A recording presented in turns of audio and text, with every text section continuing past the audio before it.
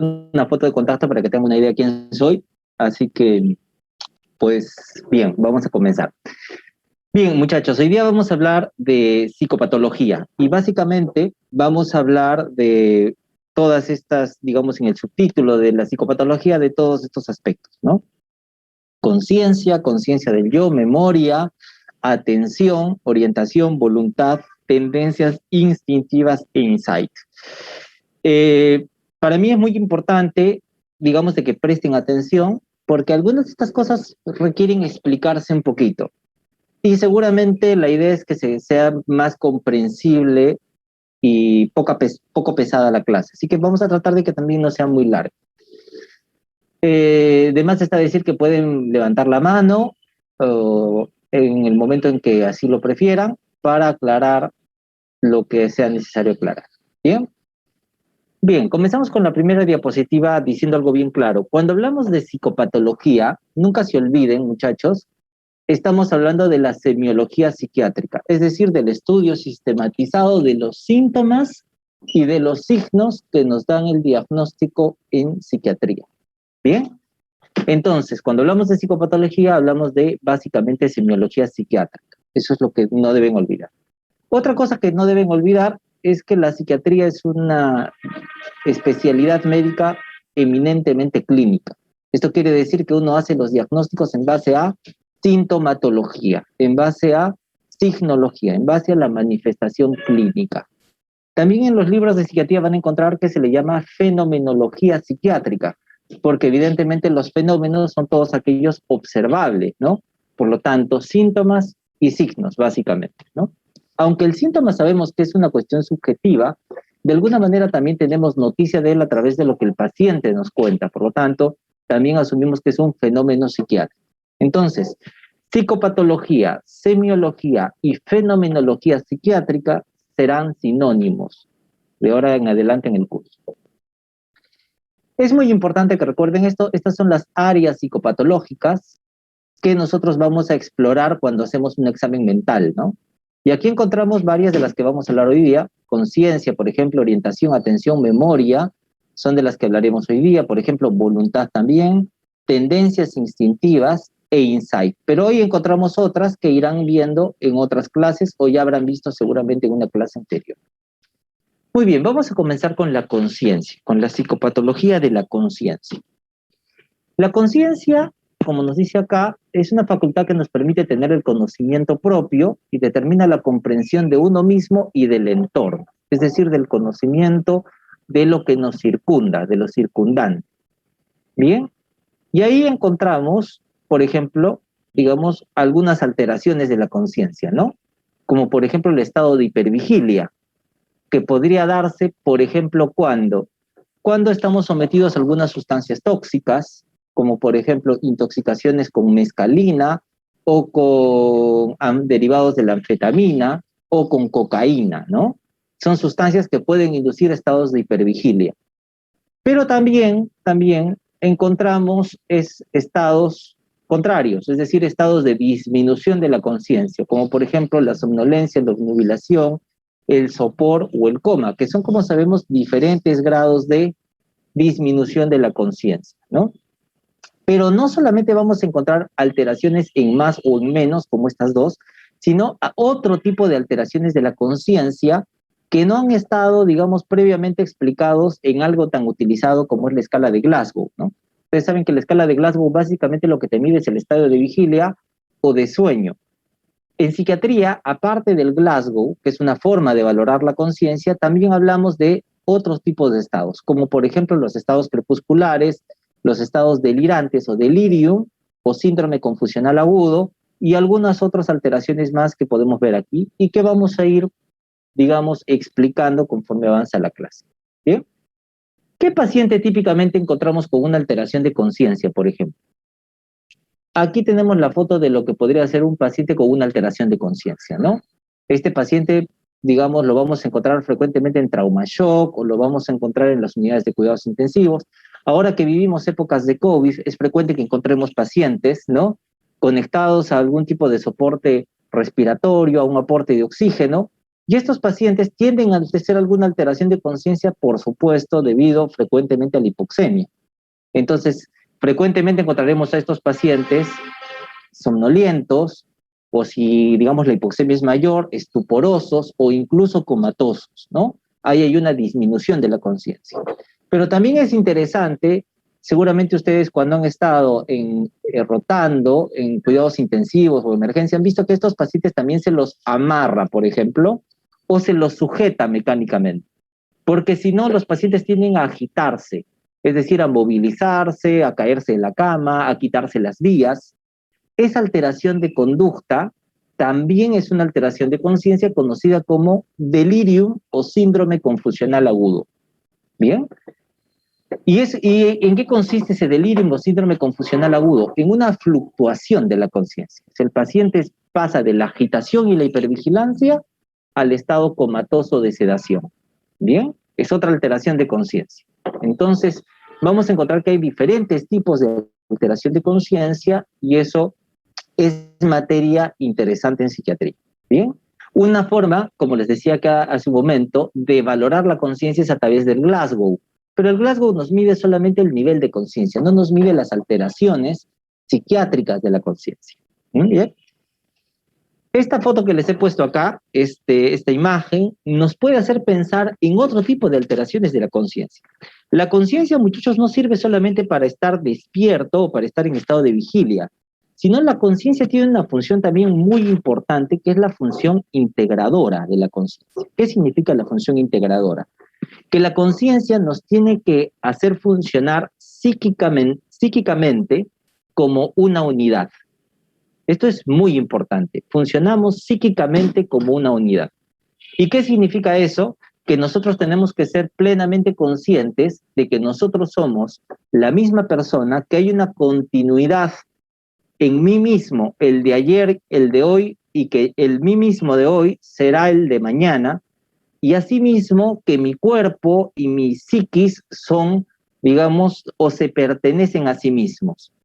Toda esa conciencia unitaria de que uno, digamos, existe bajo un concepto de unidad, es también parte de una conciencia sana. ¿Por qué les digo esto? Porque en psiquiatría vamos a ver que hay momentos en que el Glasgow no necesariamente está mal, el Glasgow puede estar bien, pero la conciencia del individuo se disocia. Entonces aparecen, como en el individuo, más de una conciencia. Y esto es lo que vemos un poco en la diapositiva. Acá vemos al increíble Hulk y a David Banning, ¿no? Que es, digamos, el alter ego. Son dos seres que habitan dentro de uno, ¿no? Y esto, digamos, psiquiátricamente tiene una explicación. ¿Qué sucede? ¿Qué está sucediendo psiquiátricamente en este caso? Vamos a suponer que esto no es una ficción, no es una historieta, sino que hay una persona que realmente por momentos cambia demasiado y que aparece otra persona dentro de él con una conciencia un tanto distinta, y que ni siquiera la puede integrar a la conciencia previa. Esos fenómenos de disociación de la conciencia o disociación del yo son parte de la psicopatología psiquiátrica. Bien, entonces, ¿para qué les ponía la diapositiva anterior? Para que recuerden que la conciencia no es solo el Glasgow, ¿me entienden?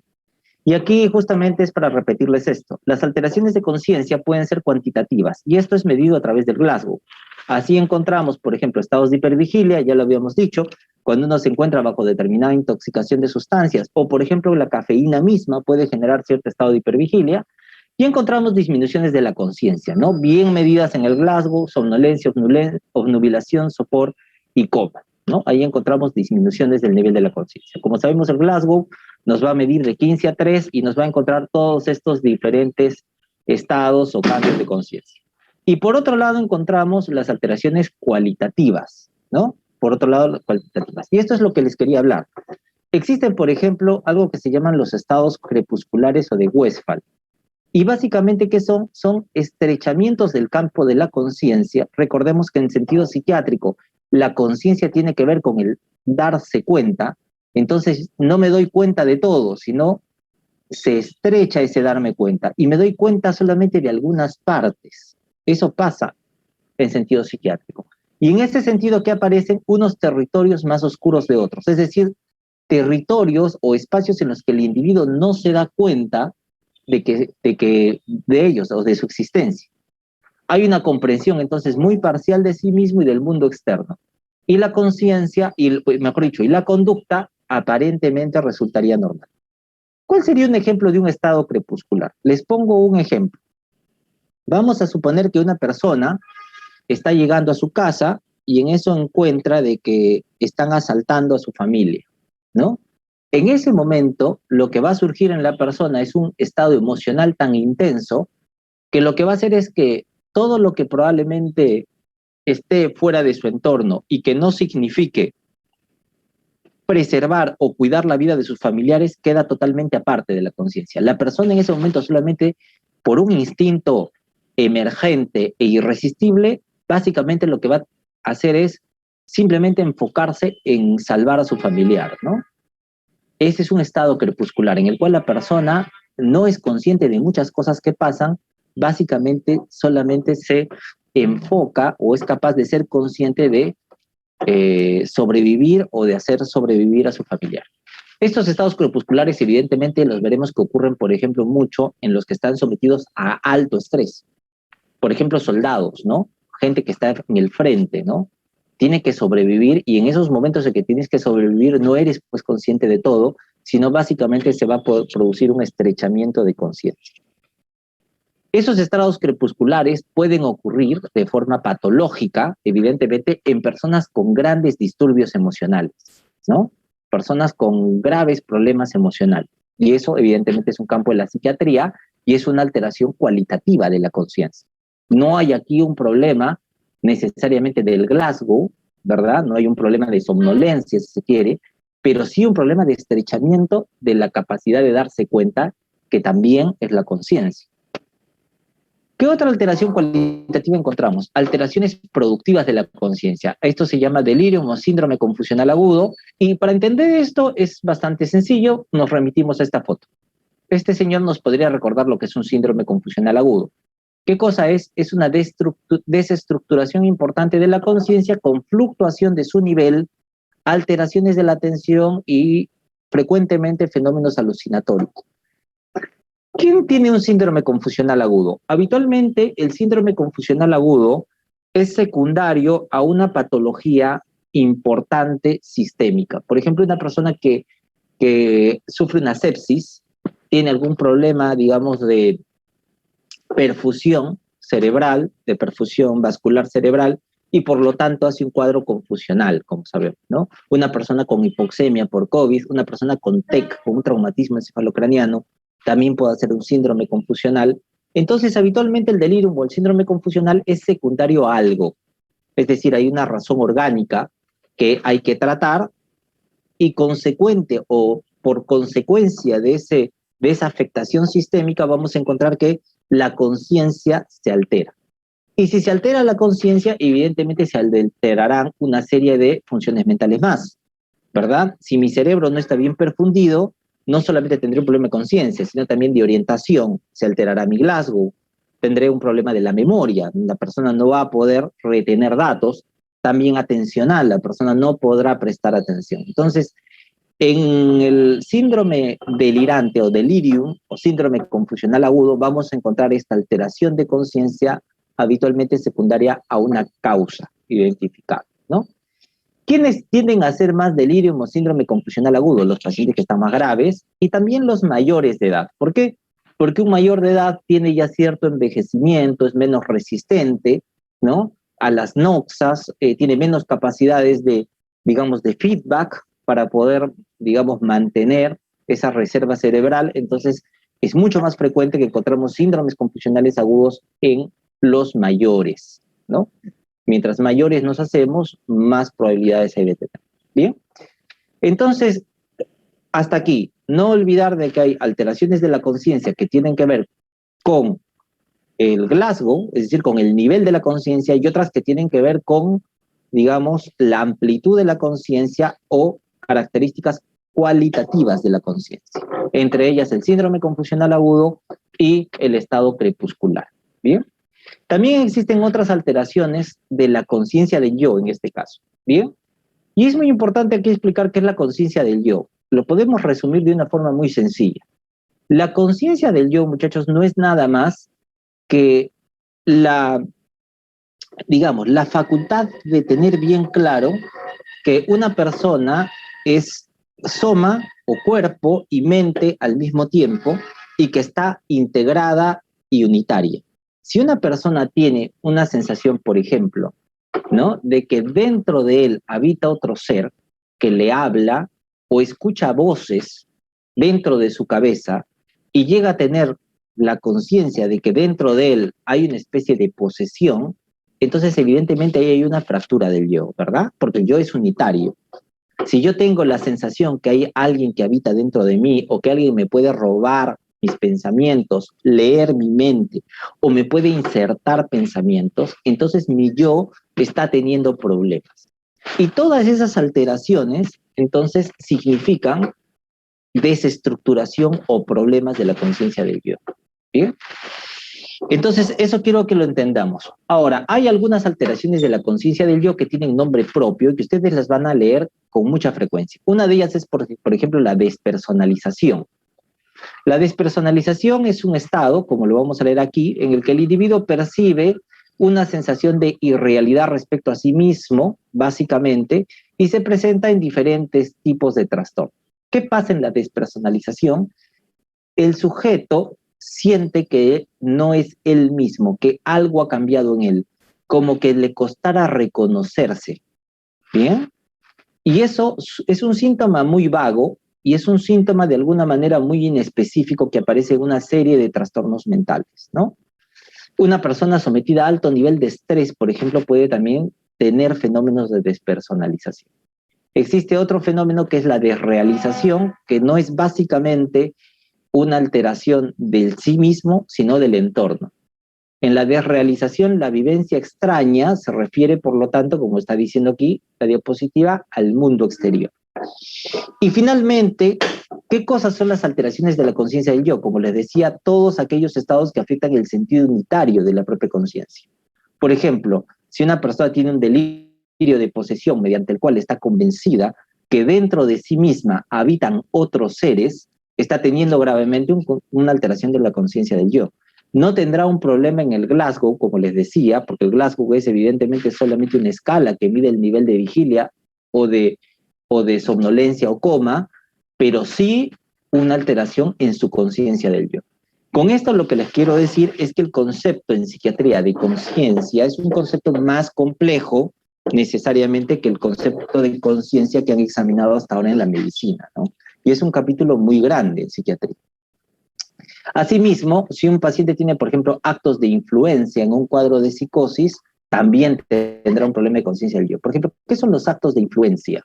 Hay algunos pacientes que en determinados cuadros de psicosis, por ejemplo en esquizofrenia, sienten o están, digamos, convencidos de que ellos no son dueños de su propio cuerpo o sus decisiones, sino que alguien decide por ellos, ¿no? Y de tal manera que son como marionetas de otros seres o de otras personas.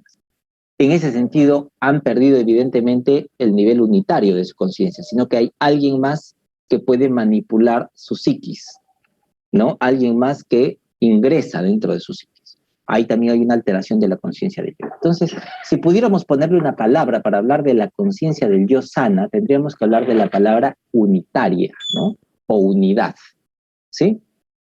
Bien, hasta aquí, ¿hay alguna pregunta sobre lo que es conciencia del yo?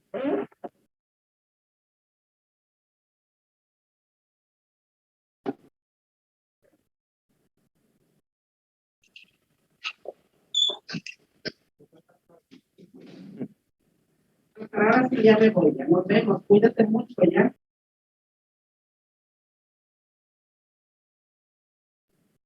Bien, ¿alguna pregunta entonces? ¿Aló? ¿Me escuchan? Sí, doctor. Perfecto. Bien, seguramente algunos han visto esta película que es Fragmentado, ¿no? Es una película que básicamente habla de un sujeto con un problema de la conciencia. Les decía que en psiquiatría la conciencia no es solamente estar despierto, sino también integrar todo el conocimiento de nosotros mismos en un ser unitario. Y lo que hay justamente en fragmentado es un paciente con una grave alteración de la conciencia del yo, que en el cual habitan personalidades múltiples, ¿no? Y lo que encontramos es múltiples yos. Y con cierto incluso grado de independencia.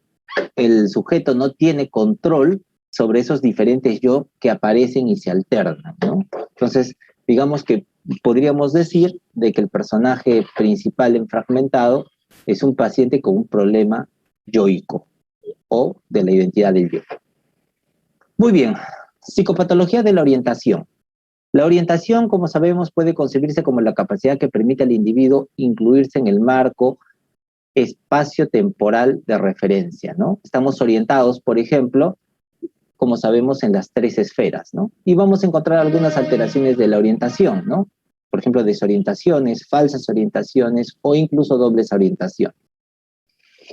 Evidentemente, un paciente que tiene una alteración de la conciencia puede tener una alteración de la orientación, sobre todo si tiene una afectación del estado de vigilia. Si tenemos un paciente que está somnoliento, por ejemplo, evidentemente va a estar desorientado. Si tenemos un paciente con un síndrome confusional, también estará desorientado.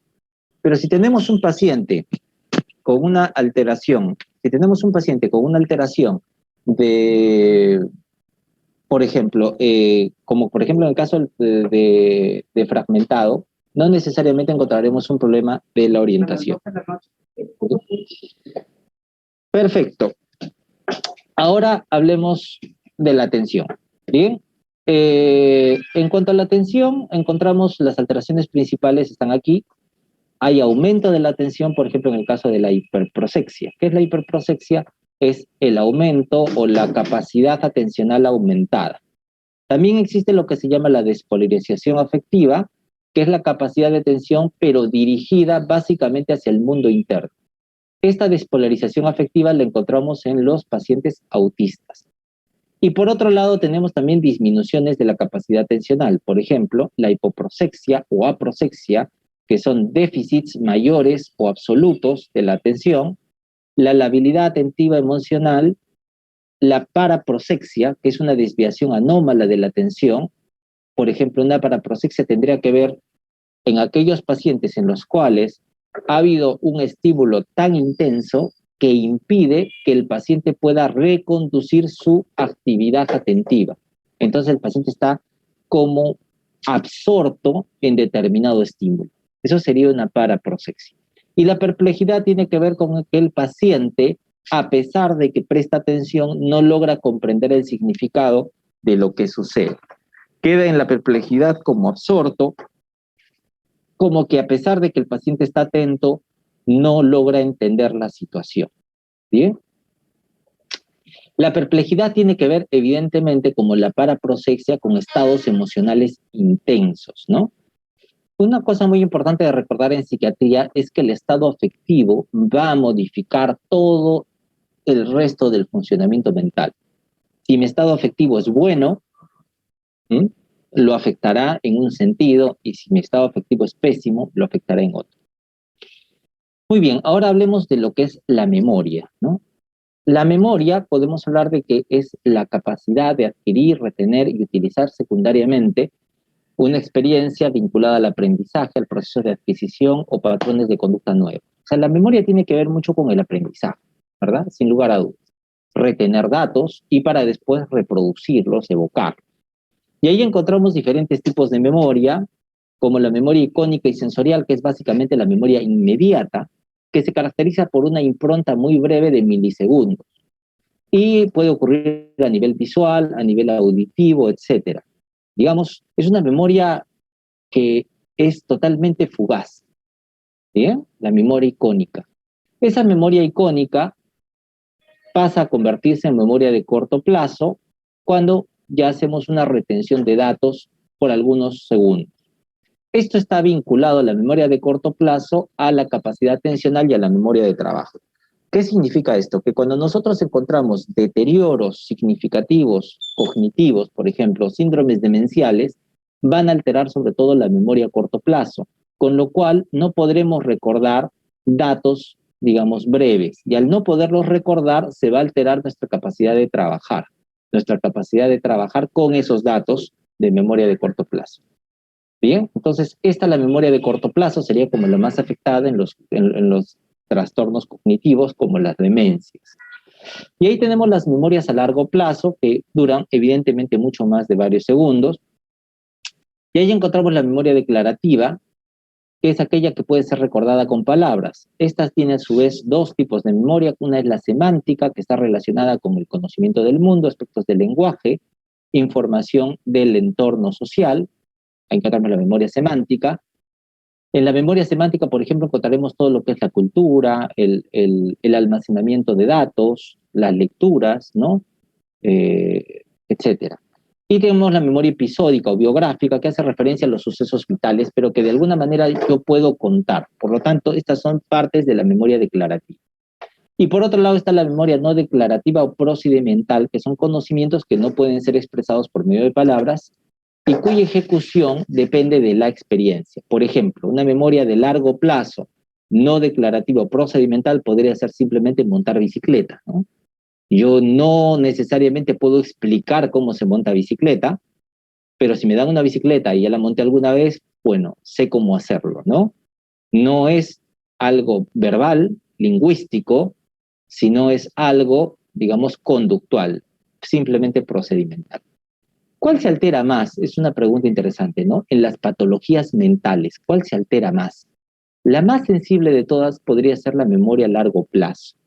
Y después de la memoria a largo plazo, evidentemente serían las memorias declarativas, ¿no? Que se van perdiendo después. La memoria icónico-sensorial es difícil de medirla clínicamente, así que básicamente nos enfocamos en las de corto plazo y en las de largo plazo de tipo declarativo, ¿no? Finalmente, cuando el paciente ya pierde la memoria procedimental, ¿no? Estamos ante fenómenos conocidos como las apraxias, ¿no? Bien. Y en los trastornos de la memoria encontramos hipermnesias, hipomnesias, alomnesias, paramnesias o criptomnesias, ¿no? Y ahí podemos encontrar un poco los significados, bastante deducibles, ¿no? En las hipermnesias, aumento de la capacidad de memorizar; en las hipomnesias, disminución de la capacidad amnésica; y de las amnesias, la pérdida, y esta puede ser retrógrada o anterógrada, ¿no? Dependiendo del momento de la ocurrencia. Y entre los cualitativos encontramos la paramnesia o alucinación del recuerdo, que tiene que ver con que se toman por auténticos recuerdos que nunca ocurrieron, a diferencia de la alomnesia, que es un fenómeno ilusorio de la memoria. ¿Cuál es la diferencia entre una ilusión y una alucinación del recuerdo? Es que la ilusión es una distorsión de algo que ocurrió. En cambio, en la alucinación del recuerdo se recuerda algo que nunca existió, ¿no? Recuerden que la alucinación es la percepción o digamos, la pseudo-percepción de algo que nunca existió. En la alomnesia lo que hay es una distorsión de algo que en efecto existió. ¿Bien?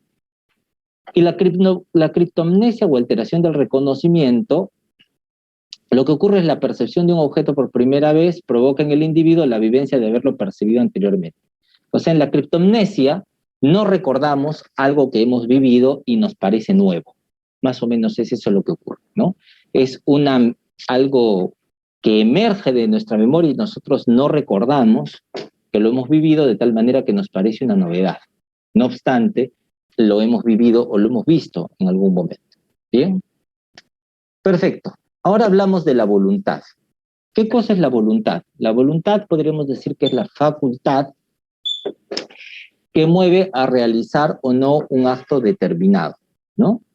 Por lo tanto, la voluntad tiene que ver con la conducta, es decir, con lo que hacemos. Supone también la facultad, esto es muy importante, de frenar la tendencia a obrar cuando la decisión es prematura. Es decir, una persona que tiene una adecuada voluntad no solamente hace cosas, sino también es capaz de frenarse. En ese sentido, los principales trastornos de la voluntad serán actos impulsivos, por ejemplo. Una persona que actúa sin reflexionar a consecuencia de impulsos o de emociones intensas y por lo tanto no tiene la capacidad de controlar estos impulsos, se le llama impulsiva. Y una persona impulsiva tiene un problema de voluntad porque su voluntad no es capaz de contener los impulsos. Entonces la voluntad no solamente es el acto voluntario, sino es la capacidad de frenar los impulsos intensos. Y sobre todo, ¿de qué impulsos intensos hablamos? Básicamente de la ira, ¿bien? Básicamente de la ira. Pero por supuesto pueden ocurrir otro tipo de impulsos que no sea difícil frenar, ¿no? Como por ejemplo los impulsos alimentarios, como los impulsos o los instintos sexuales también, ¿no? Y caer en una especie de, digamos, conducta copulatoria compulsiva, ¿no? ¿Verdad? Lo que conocemos también como promiscuidad, ¿bien? Entonces, ahí habría también una alteración de la voluntad. Y por otro lado tenemos la abulia o la hipobulia, que son pérdidas o alteraciones, disminuciones o extinción del acto voluntario. Una persona, por ejemplo, y vamos a poner algunos ejemplos. ¿Qué personas pueden tener hipobulia o abulia? Típicamente, por ejemplo, este es un síntoma depresivo, ¿no? Las personas con un cuadro de depresión, y si esta depresión es severa, ustedes van a escuchar que lo que tienen es mucha dificultad para hacer sus cosas. Lo que los pacientes llaman desmotivación, ¿no? Se sienten como desmotivados y por lo tanto la conducta se va apagando. Y lo que notamos es una disminución de la actividad psicomotriz. El paciente se mueve menos, se moviliza menos, incluso puede permanecer en cama por días, ¿bien? Ahí hay una alteración, por supuesto, de la voluntad. ¿Y dónde encontramos los actos impulsivos? En personas que de alguna manera no controlan sus emociones o sus impulsos. Existe en la psiquiatría un trastorno muy importante que es el trastorno limítrofe de la personalidad. Trastorno limítrofe de la personalidad se caracteriza por básicamente mujeres, porque es más frecuente mujeres que hombres, muy inestables emocionalmente y que no controlan sus arranques, sobre todo de ira. Entonces, en las mujeres que padecen trastorno limítrofe, lo que vamos a encontrar es que tienen raptos de ira en los cuales se pueden dañar a sí mismas o dañar a terceros. ¿Bien? En estos actos impulsivos. ¿Bien? ¿Qué más cuando hablamos de voluntad? Estamos diciendo que la voluntad es la actividad de empezar una conducta, pero también de frenarla. Y por lo tanto, si estamos hablando de empezar una conducta o frenarla, estamos hablando de la psicomotricidad, ¿cierto? Y ahí vamos a encontrar alteraciones de la psicomotricidad que tienen que ver con la voluntad. Por ejemplo, estereotipias, ¿no? ¿Qué son las estereotipias? Son movimientos repetitivos, ¿no? Hay pacientes, por ejemplo, que desarrollan este tipo de conductas repetitivas, ¿no? Estereotípicas, como balanceos, vocablos, desplazamientos, una y otra vez, iterativamente. ¿Qué hay aquí? Un problema de la voluntad. No son capaces de frenarlos. Después ya hablaremos, digamos, dónde encontramos estas estereotipias. Las encontramos en la esquizofrenia, pero no solo en la esquizofrenia, las encontramos en una serie de trastornos mentales. Por ejemplo, la acaticia es un término mediante el cual nos referimos a la necesidad constante de moverse. La acaticia se relaciona a algo que se llama el síndrome de las piernas inquietas y también entonces que refleja una actividad psicomotriz que no puede ser contenida por la voluntad, ¿no? Igualmente, la inquietud psicomotora o los estados de agitación psicomotriz. Ustedes van a ver agitaciones psicomotrices que vienen a emergencia, por ejemplo, pacientes muy agresivos, con una intensa y brusca actividad muscular y verbal, incluso insultos, ¿no? Amenazas, y esto puede llegar a tener una forma violenta o destructiva. ¿Qué está pasando en este paciente? Hay un aumento de la actividad psicomotriz, una desorganización de la actividad psicomotriz, pero además hay una carencia de la voluntad. Entonces recordemos que la voluntad no solamente tiene que ver con la iniciativa, sino también tiene que ver con el freno, ¿no? Tiene que ver con el freno. Y en términos de la inhibición de los movimientos, encontraremos, por ejemplo, paciente con bradiquinesia, enlentecimiento psicomotor, es decir, lentificación de la actividad psicomotora. Ahí encontraremos pacientes que tienen una disminución de la voluntad, pacientes con catatonías o catalepsias, ¿no? También ahí encontraremos disminuciones de la voluntad. E igual, pacientes que tienen, por ejemplo, ceremoniales obsesivos. ¿Qué cosa es un ceremonial obsesivo? Es básicamente una conducta reiterada, ¿no? Reiterada para que el paciente realiza para poder librarse de algún tipo de tensión. Por ejemplo, un paciente tiene la obsesión, ¿no? La obsesión de que sus manos están contaminadas. ¿Y qué hace? Un ritual obsesivo, también llamado compulsión. Se lava las manos para librarse de ese temor, ¿no? ¿Y ahí qué está pasando? Que de alguna manera su psicomotricidad se altera, pero también su capacidad de controlar su voluntad se encuentra subordinada a ese impulso compulsivo, ¿no? A ese acto compulsivo de lavado de manos. El negativismo, que es una actitud de oposición, como ausencia de la comunicación verbal o conductual, también tiene que ver con cierta, digamos, carencia de la voluntad. Entonces también encontramos ahí, hay mucha relación, por lo tanto, entre la voluntad y la conducta psicomotriz. Pacientes con alteraciones de la voluntad, evidentemente que vamos a encontrar alteraciones en la conducta. Y cuando hablamos de la afectividad, ahí, bueno, hoy día no nos toca afectividad, pero es importante mencionarles esto. ¿Qué cosa es la afectividad? Bueno, vamos a encontrar básicamente trastornos del humor o del estado del ánimo. Recordemos que el estado maníaco básicamente tiene que ver con una exaltación del ánimo, donde encontramos euforia, por ejemplo, aumento de la actividad psicomotriz, un ánimo expansivo, es decir, el paciente está por encima del nivel anímico normal, pues un paciente excitado, es un paciente hiperexpresivo, ¿no? Eso se le llama humor maníaco. Y es lo contrario al humor depresivo. Todos creo que identificamos el humor depresivo porque alguna vez nos habremos sentido tristes y evidentemente tiene algunas características como es la tristeza, la astenia, la apatía, ¿no? La anedonia, la tendencia al cuadro depresivo. Lo contrario es el cuadro maníaco. ¿Alguna vez habrán sentido un estado medio maníaco? Pues me imagino que durante las primeras etapas, cuando uno se toma unos tragos, es un poco lo que uno siente, ¿no? Es lo que podría sentirse, digamos, lo más cercano que uno podría sentir a un estado maníaco, ¿no? Siente como una pequeña euforia, como cierta soltura, ¿no? Como que se relaja un poquito, se pone más hablador de lo habitual. Esa desinhibición que caracteriza las primeras etapas de la intoxicación alcohólica tiene que ver con lo que es un poco un estado maníaco, ¿bien? Para que tengamos una idea. Y el humor ansioso tiene que ver con la sensación de miedo, ansiedad, angustia, etcétera, ¿no? Muy bien. ¿Hasta aquí hay alguna pregunta?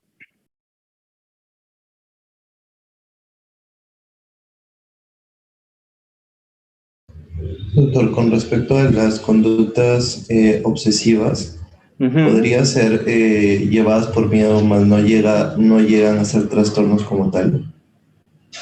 Ya, las conductas obsesivas. ¿Hay alguna conducta obsesiva en particular que me quieras preguntar? Por ejemplo, ¿cuál?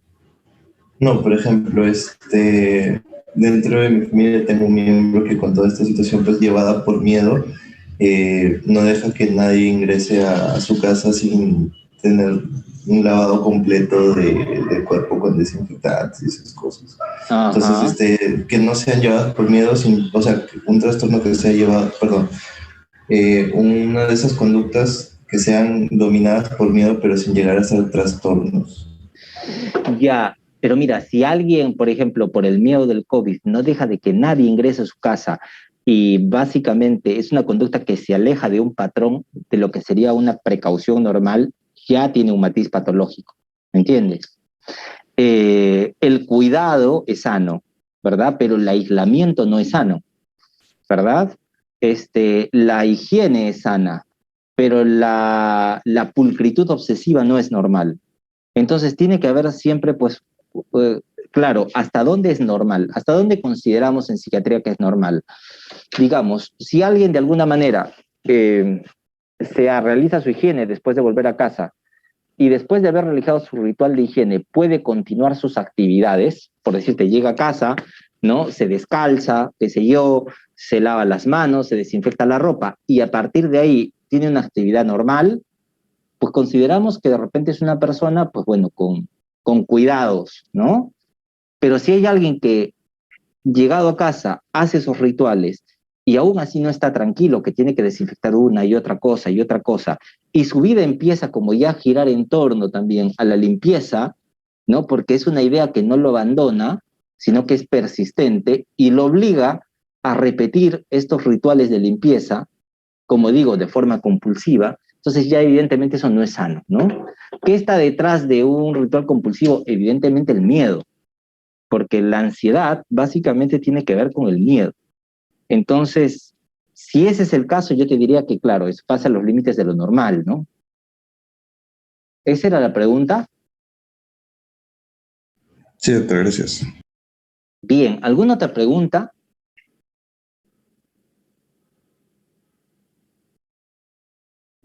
Perfecto. Entonces, bueno, podemos ir continuando.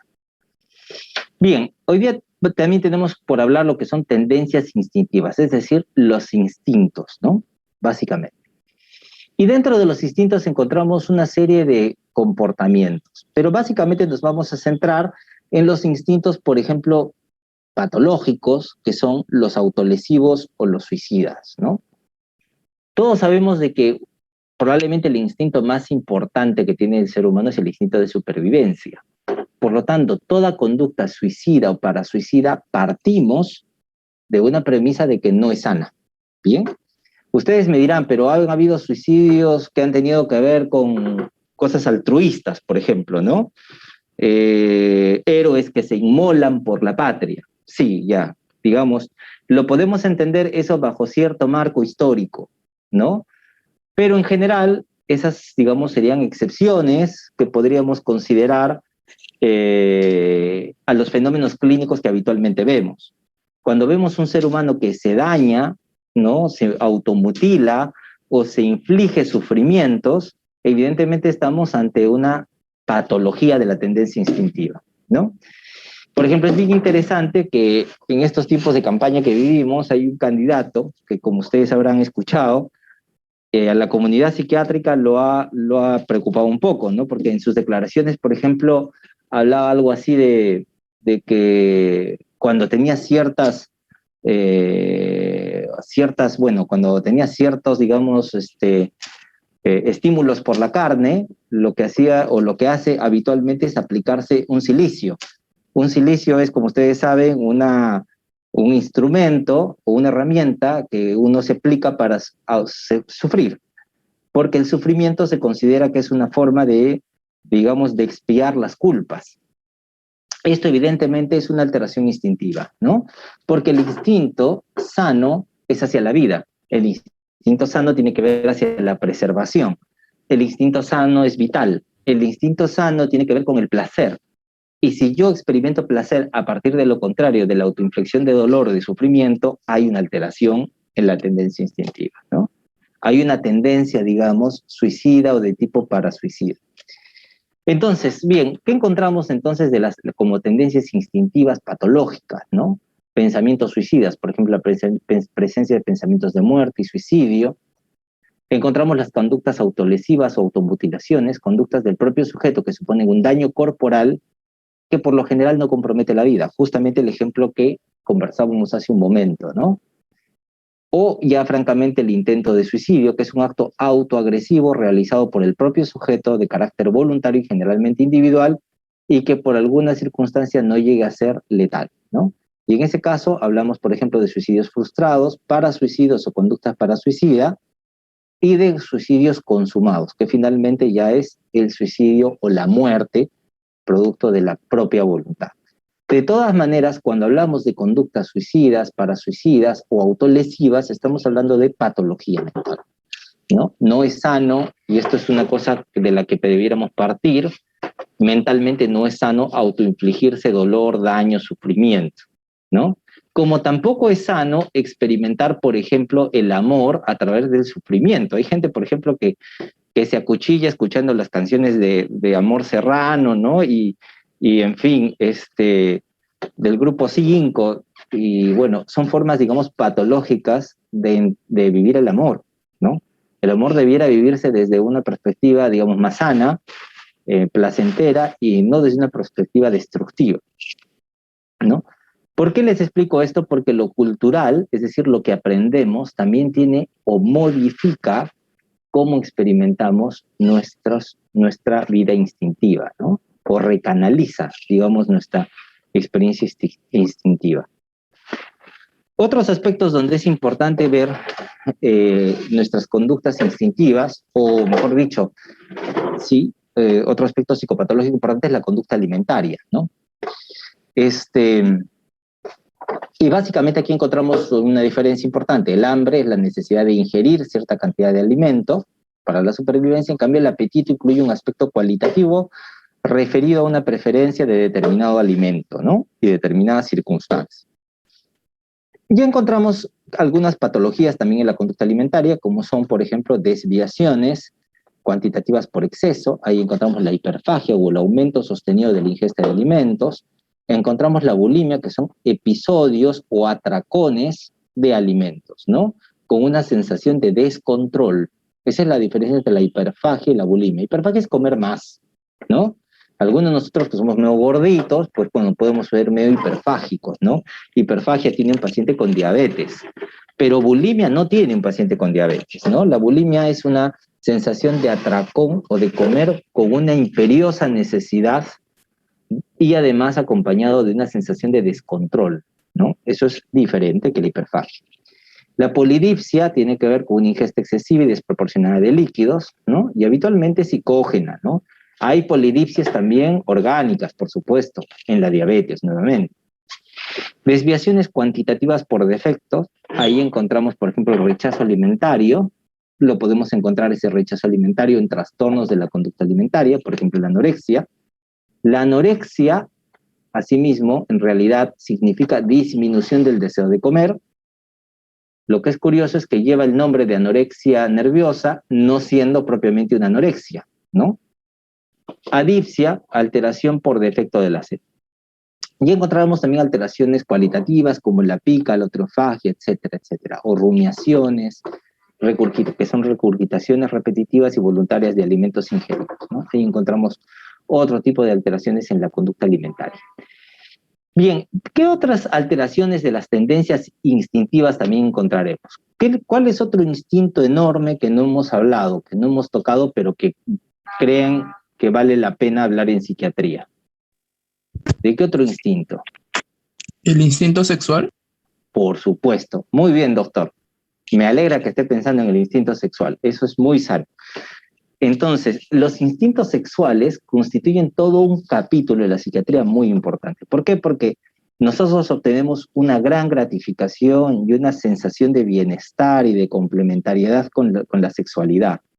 Por lo tanto, toda sexualidad, para ser sana, tiene que ser una sexualidad libre, ¿no?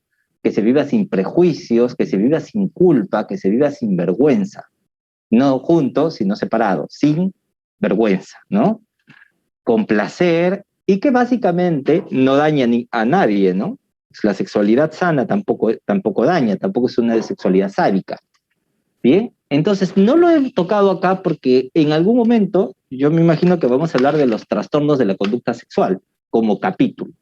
Pero esas palabras quería dejarles, ¿no? Entonces, la sexualidad es otra de las tendencias instintivas muy importantes. Y en este sentido, nuevamente me tengo que acordar del señor candidato, pues, ¿no? Que ha dado esas declaraciones y a toda la comunidad psiquiátrica nos ha remecido en esta semana, ¿no? Porque declaró él, y hay muchas otras personas que eligen, ¿no? O refieren una vida de celibato. Esto de por sí, digamos, la supresión o la represión de la propia actividad sexual tiene o esconde ciertos conflictos, ¿no? Nosotros, digamos, para vivir plenamente, debemos, de alguna manera, nuestros instintos darles cabida. Eso no significa que los instintos nos gobiernen, ¿no? Que uno tiene un instinto sexual y sale por ahí en completo estado de descontrol y ejecuta sus instintos sin ningún tipo de precaución ni cuidado. No, significa que canalizamos nuestros instintos para satisfacerlos, pero de una forma saludable, de una forma que no nos dañe ni que dañe a terceros. Pero reprimir la propia sexualidad, negar la propia sexualidad, ¿no? No es sano, tampoco, no es mentalmente sano.